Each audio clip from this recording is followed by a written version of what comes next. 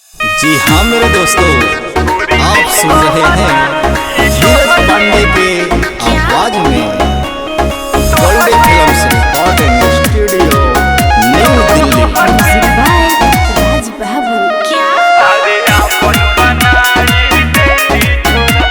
World films recording studio. तोरा देखी के ओ मोरे दिल की रानी, हर लागे कि दिल दीवाना हिला। तोरा देखी के ओ मोरे दिल की रानी, हर लागे कि दिल दीवाना हिला। तू लागे लूटो मानीला हो, ओ तोरे खातिर हम पागला। क्या दिल को हटा ई तो हके, अरे आपन बनाई देसी छोरा। गोरी दिल को हटा ई तो हके, अरे आपन बनाई देसी छोरा।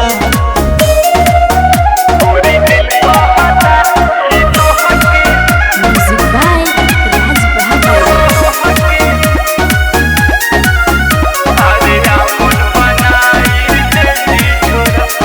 लड़की बारू सुईटी तू, लागे लू बहुते शर्मीली।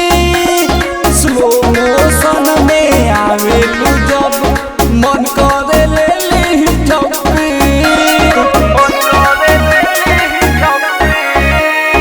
लड़की बारू सुईटी तू, लागे लू बहुते शर्मीली। स्लो मोशन में आवेलू जब, मन करे ले ली टप्पी। तू तो सबका से टॉप लगेलू हो, तोरे ला सब पागला। दिल को हटा ई तो हके, अरे आपन बनाई देसी छोरा। गोरी दिल को हटा ई तो हके, अरे आपन बनाई देसी छोरा।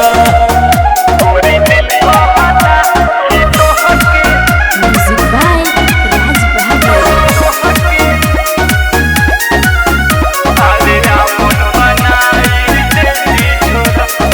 ओ माय सोना हसूगी तू, बारू तू बहुते रंगीली।